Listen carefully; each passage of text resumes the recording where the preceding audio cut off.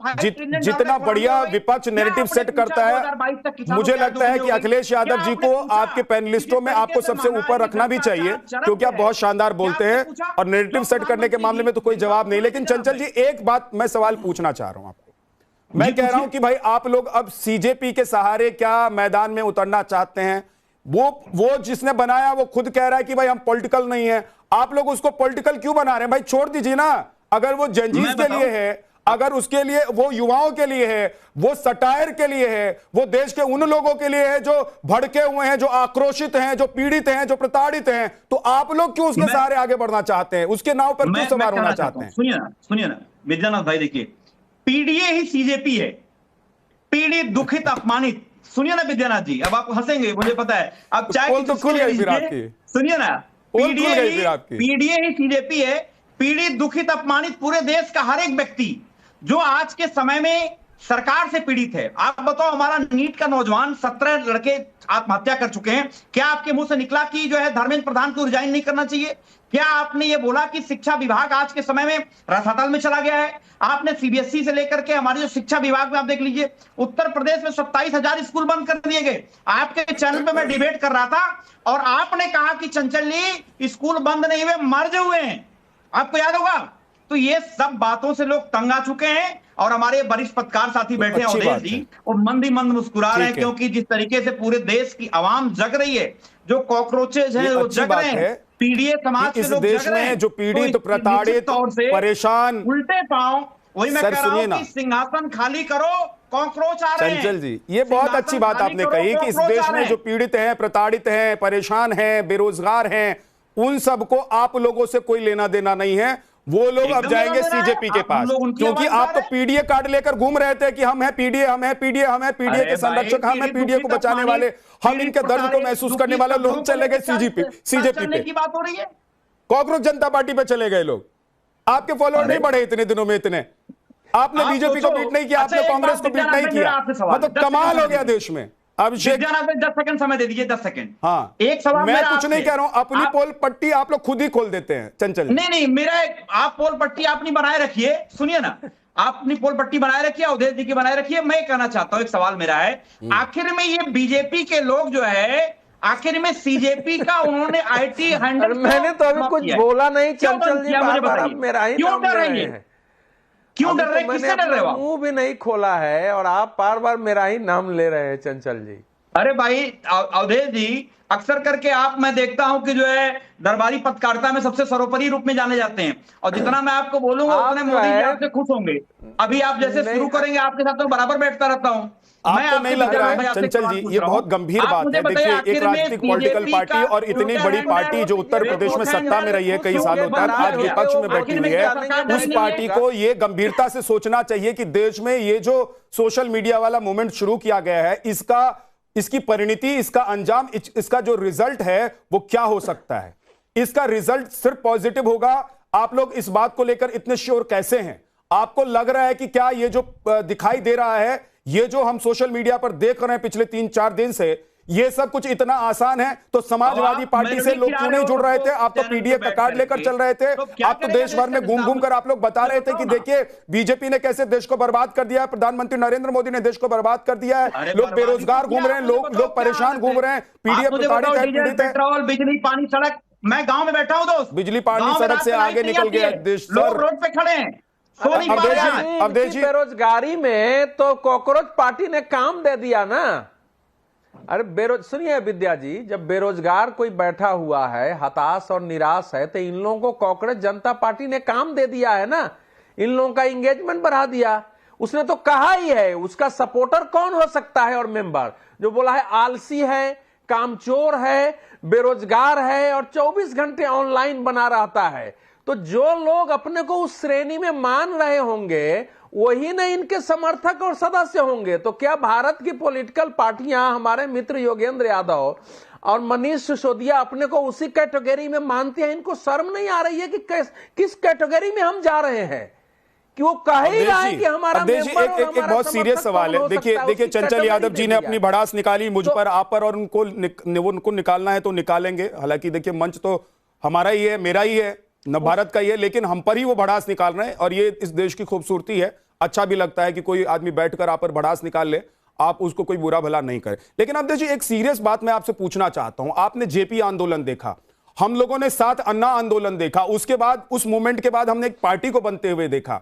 आज सोशल आंदोलन हमने सोशल मीडिया का आंदोलन हमने कई देशों में देखा है। सोशल मीडिया से कैसे अराजकता फैलाई जाती है यह हमने देखा है। इस पूरे मूवमेंट को, इस पूरे अभी पार्टी जो बनी है कॉकरोच पार्टी, इसमें अगर विपक्षी पार्टियां भी जुड़ जाती हैं और जिसने ये पार्टी बनाई है उसके पीछे आम आदमी पार्टी और मनीष सिसोदिया, अरविंद केजरीवाल भी जुड़े हुए दिखाई देते हैं, तो आपको क्या समझ में आ रहा है कि ये एक आंदोलन खड़ा करने की कोशिश हो रही है, ये एक सटायर मूवमेंट चलाने की कोशिश हो रही है कि देश में अराजकता फैल सकता है इससे? नहीं, आपके प्रश्न का 2 पहलू है। आपके पहले पर जो आपका प्रश्न है उसका सीधा उत्तर मैं दूंगा, फिर इससे जुड़ा दूसरा पहलू। पहला यह है कि अगर इस देश के विपक्ष को इतनी ही समझ होती, बंगाल में भी एक सत्ता गई है, सिंहासन खाली हुआ है, जिसको कह रहे हैं सब सिंहासन खाली हुआ है, वहां तो जैनजी थे नहीं। और उसके पहले राहुल गांधी कह चुके थे कि जैनजी हम आपके साथ हैं, आप संविधान बचाइए और देश बचाइए।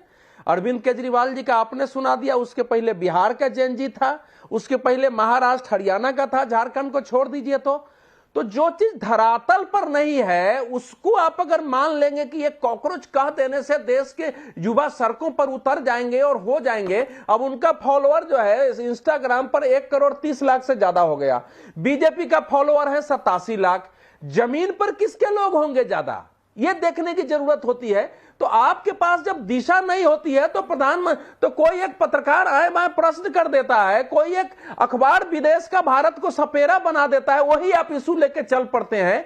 लेकिन जमीन पर न वैसी बेरोजगारी है, न वैसे काम की कमी है, न युवाओं में वैसा गुस्सा है। इसलिए एक चीज अवधेश जी, एक पत्रकार होने के नाते आप भी दशकों से इस देश में पत्रकारिता कर रहे हैं। हमारी पॉपुलेशन, हमारा इंफ्रास्ट्रक्चर और हमारी जो व्यवस्था, एक सेकंड अवधेश जी मैं आ रहा हूं, हमारी पॉपुलेशन, हमारा इंफ्रास्ट्रक्चर और हमारी जो देश की व्यवस्था है उसमें 100% रोजगार अगर आज हम कहें कि हम दे दें, कोई भी पॉलिटिकल पार्टी कहे कि हम दे देंगे, तो ये तो पॉसिबल नहीं है।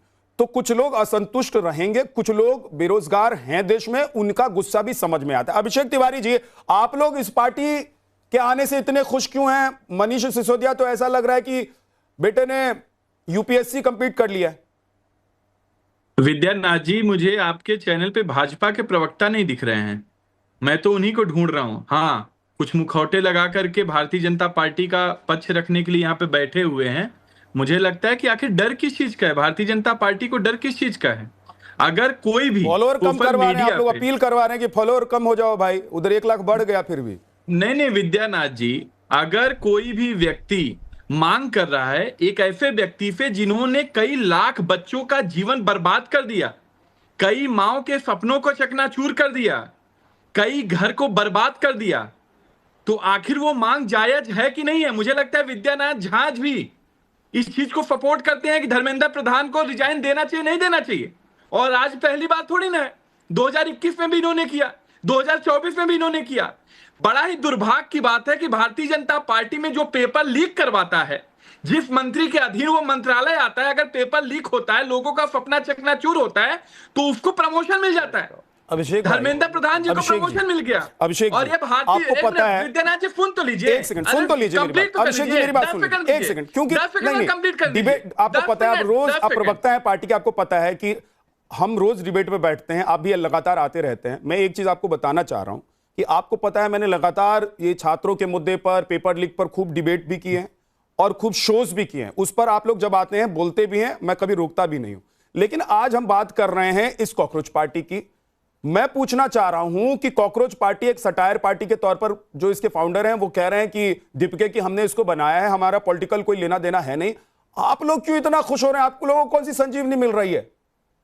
विद्यानाथ जी, मैं कह रहा हूं कि भारतीय जनता पार्टी का ट्रेंड है, हम तो खुद विक्टिम हैं। आम आदमी पार्टी गुजरात का हैंडल देख लीजिए, भारतीय जनता पार्टी ने बंद करा दिया।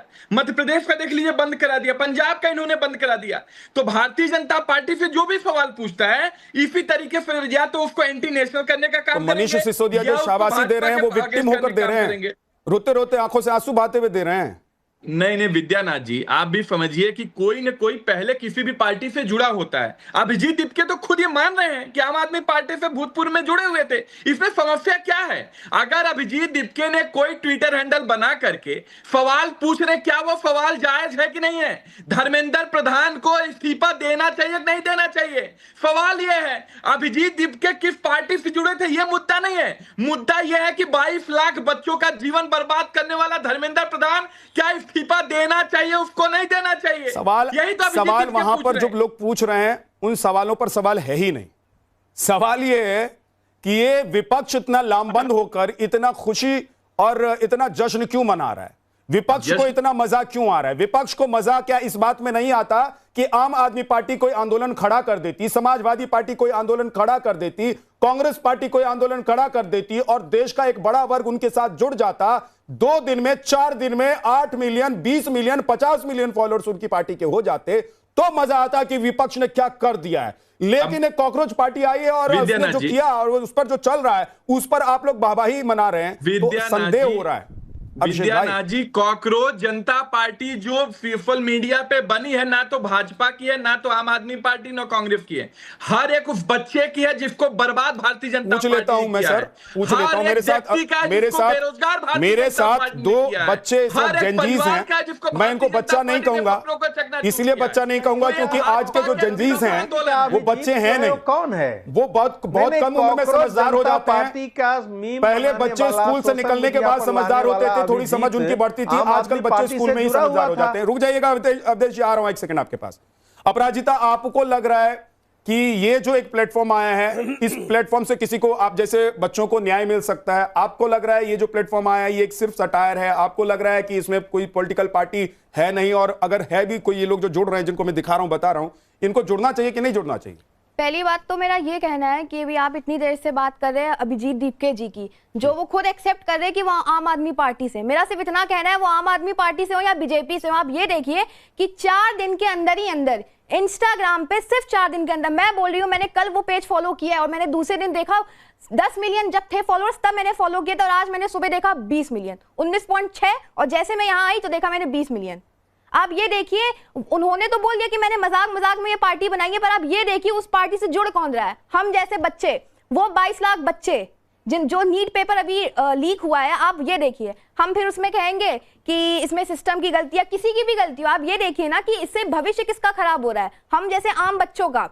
फिर हम यहाँ कहेंगे कि यहाँ फेलियर ऑफ गवर्नमेंट है, फेलियर ऑफ सिस्टम है, और फिर अगर हम देखा जाए तो ये सरकार जो है एक तरीके से गटर बनती जा रही है। फिर उसी गटर से जब हम जैसे कॉकरोच, जिसको युवा को जो वो कॉकरोच बोले, तो हम जैसे युवा ही बाहर निकलते हैं, फिर उस गंदगी को जब साफ करते हैं तब हम पे बात उठती है। तो ये एक तरीके से गलत है। अपराजिता, क्योंकि अभी आप कॉलेज में पढ़ रही हैं, मैं आपसे एक चीज समझना चाहता हूँ। कॉलेज के बच्चों का, आप जहाँ पढ़ रही हैं, जिस सोसाइटी में आप उठती बैठती होंगी, जहाँ आती जाती होंगी, वहां इस कॉकरोच पार्टी को लेकर क्या बातचीत चल रही है? क्या हो रहा है कि मतलब सबको लग रहा है कि इससे न्याय मिलने वाला है हम लोगों को? बिल्कुल, हम लोग की होप है। अब मैं जानती हूँ भी कोई ये एक लोग इसको सरकास्टिकली ले रहे हैं, इसे फन ले रहे हैं, बट नहीं, मेरे संग के बच्चे जो पढ़ रहे हैं उसको इसकी प्रॉपर वेबसाइट में लोग मुझे बता रहे कि अपराजिता तुम जाओ इस प्रॉपर वेबसाइट को जाके इसमें रजिस्टर करो। आप लोगों को कभी इस बात को लेकर संदेह नहीं हो रहा है कि ये एक टूल किट की तरह हो सकता है और आप लोगों को इस्तेमाल करके आप लोगों को डंप किया जा सकता है? सर बिल्कुल हो सकता है, पर आप यहाँ ये देखिए कि अगर इतनी संख्या में बच्चे उसे फॉलो कर रहे हैं तो ये बच्चों का फ्रस्ट्रेशन है, और अगर इसको भी अगर आप एज अ टूल यूज कर रहे हो तो वो बहुत गलत है। ठीक है, आपको क्या लग रहा है उमंग? नमस्कार। देखिए, ये भगत सिंह के वंशज हैं, ये राजगुरु के वंशज हैं, ये चंद्रशेखर आजाद के वंशज हैं, ये कोई कॉकरोच पार्टी नहीं है। जिस कॉकरोच पार्टी की जिक्र की जा रही है वो भी आम आदमी पार्टी से निकला हुआ ही है। आम आदमी पार्टी का इतिहास देख ले, अन्ना हजारे का इस्तेमाल करके उन्हें आज कहां छोड़ा हुआ है पूरा देश देख रहा है। तो ये आम आदमी पार्टी के जो प्रवक्ता बैठे हैं वो इतना खुश ना हो कि ये जो यूथ है आपके साथ है। सेम बात होती है समाजवादी पार्टी के साथ। समाजवादी पार्टी कहती है कि बीजेपी बनाम सीजेपी, तो क्या अखिलेश यादव सीजेपी में यानी कॉकरोच जनता पार्टी में अपने पार्टी का विलय कराएंगे 2027 के यूपी विधानसभा चुनाव में? चंचल भाई सर नीचे मत कीजिए, सर उठाकर सुनिए, जेनजी बोल रहा है। तो जेनजी इससे पहले भी अपराजिता जी बोल रही थी। तो दोनों को सुनवा रहा हूं, किसी को रोक नहीं रहा हूं बीच में। उधर अपराजिता पर खुश हो रहे हैं और उमंग पर आप परेशान हो रहे, सुन तो लीजिए, मैं किसी को रोक नहीं रहा हूं। सुनिए, अभिषेक भाई मत टोकिए, अभिषेक भाई मत टोकिए, बोलिए उमंग बोलिए।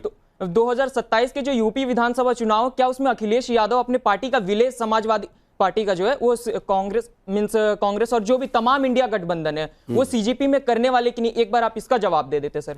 ठीक है, तो चंचल जी से पहले जवाब ले लूं और अभिषेक जी से चंचल जी से पहले लूं जी। देखिए भरोसा चंचल जी पर ज्यादा है। पहले चंचल जी 10-20 सेकंड में जवाब दीजिए, उसके बाद अभिषेक जी।